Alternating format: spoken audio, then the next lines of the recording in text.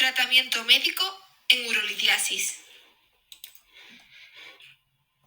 Cuando tenemos un paciente que acude a consulta en seguimiento de litiasis, debemos destacar si se trata de un paciente con alto riesgo de formación de litiasis. Existen varios casos, como por ejemplo aquellos pacientes con enfermedades metabólicas como el hiperparatiroidismo o hipertiroidismo.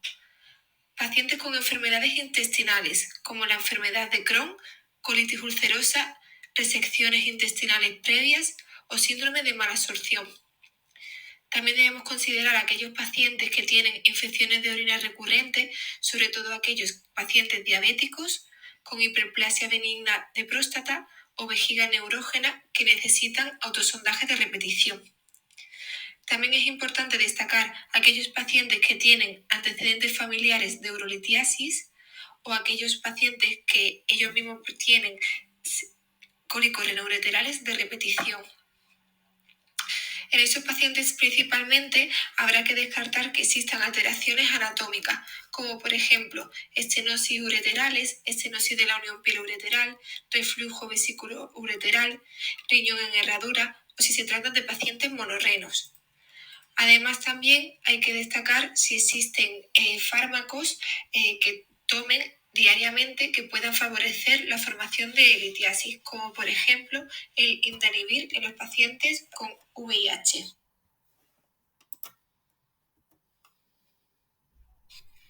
Cuando el paciente acude a consulta, en todos los casos debemos solicitar una radiografía de abdomen en supino para visualizar la litiasis en el caso de que sea radiopaca. Así nos dará una orientación sobre la densidad, el tamaño y la localización.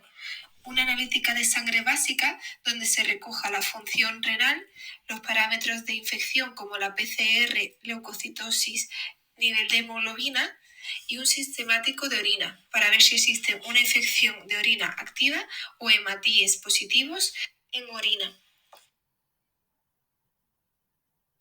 En los pacientes que, como comentábamos anteriormente, presenten un alto riesgo de formación de urolitiasis, además de estas 3 pruebas, debemos realizar una evaluación metabólica de orina de 24 horas.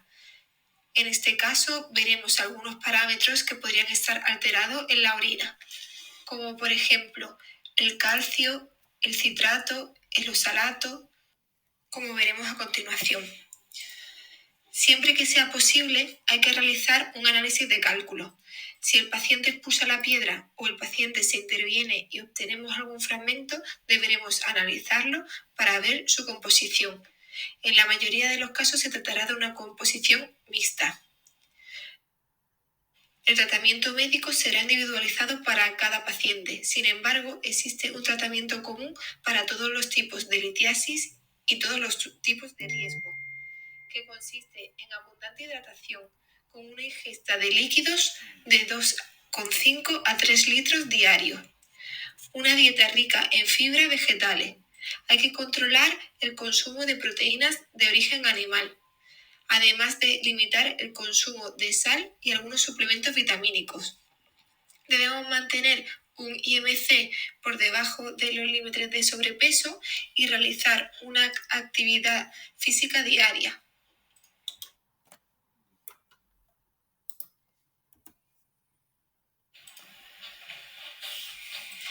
Como decíamos anteriormente, en aquellos pacientes en los que realicemos un estudio metabólico y exista una alteración, como por ejemplo hipercalciuria, hiperosaluria, hipocitaturia, hiperucosuria, hipomagnesuria o hipercistinuria, realizaremos un tratamiento individualizado específico, como veremos a continuación. En el primer caso, si nos encontramos un paciente con hipercalciuria, debemos recomendar una dieta normal en calcio. De decir que debe reducir el consumo de calcio es obsoleto, ya que podría hacer un efecto paradójico en el que podría aumentarse la hiperosaluria. En el caso de que la hipercalciuria sea mayor de 5,8 milimol cada 24 horas, deberíamos alcalinizar la orina utilizando bicarbonato sódico 3 veces al día o citrato potásico con 6 comprimidos al día. En el caso de que la hipercalciuria sea mayor de 8, no debemos asociar el citrato, ya que hay una falta de evidencia científica.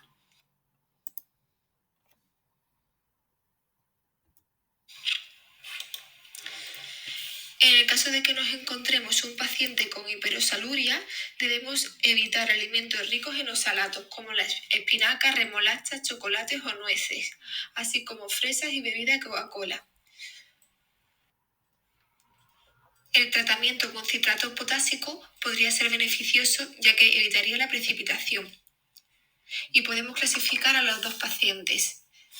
En el caso de que tengan una hiperosaluria entérica con unos valores de entre 0,5 con 1 milimol en orina de 24 horas, en estos casos se recomendará una ingesta normal de calcio, y los pacientes con hiperosaluria primaria, en los que presenten mayor de 1 milimol en orina de 24 horas. En este caso, se recomendará piridosina de 5-20 miligramos por kilogramos por cada 24 horas.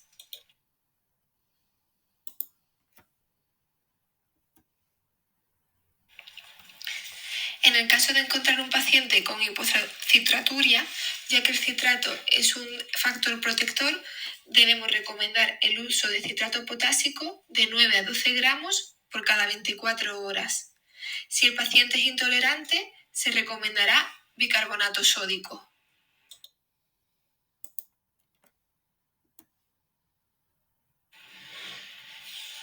En el caso de encontrar un paciente con una hiperuricosuria, debemos destacar si además asocia una hiperuricemia. En el caso de no asociarla, estaría recomendado el citrato potásico o el bicarbonato en el caso del que el paciente presente intolerancia o hiperpotasemia. En el caso en el que sí que exista una hiperuricemia asociada, además de estos fármacos comentados, se añadirá el alopurinol de 100 miligramos cada 24 horas o el febuxostat si el paciente presentara insuficiencia renal crónica.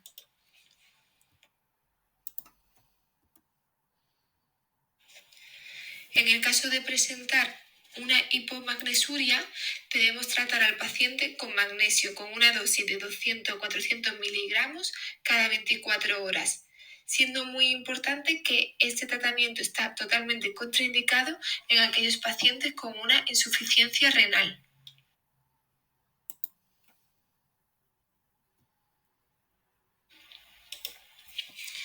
En el caso de presentar una hipercistinuria, debemos recomendar una ingesta muy aumentada de agua, de 3 litros o más cada 24 horas.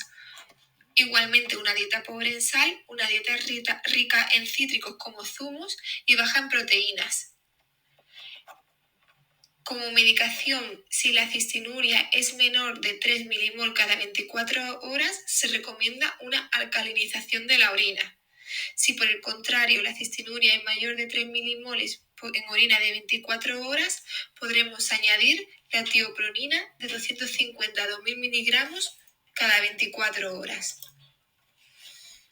Hasta ahora hemos comentado las opciones de tratamiento médico, pero siempre hay que tener en cuenta que en el caso de pacientes que presenten litiasis ureterales obstructivas, litiasis renales no obstructivas pero mayores de 1 centímetro, aquellas litiasis que causen infecciones de repetición o litiasis coraliforme, estaría recomendado el tratamiento quirúrgico, teniendo en cuenta si es necesaria la derivación urinaria previa, ya sea mediante colocación de doble J o nefrostomía.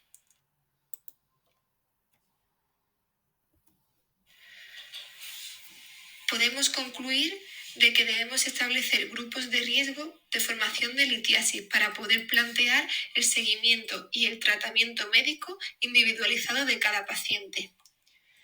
Es recomendable realizar siempre una radiografía de abdomen en supino, siempre que no haya contraindicación, por ejemplo, en un embarazo, un sedimento de orina y una analítica de sangre completa con bioquímica, hemograma y coagulación.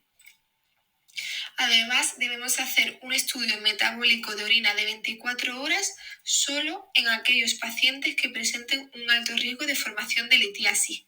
Estos resultados nos orientarán para ofrecer el tratamiento médico de cada paciente. Además, nunca debemos olvidar que hay ciertas indicaciones de intervención quirúrgica, como las comentadas anteriormente. Muchas gracias por vuestra atención.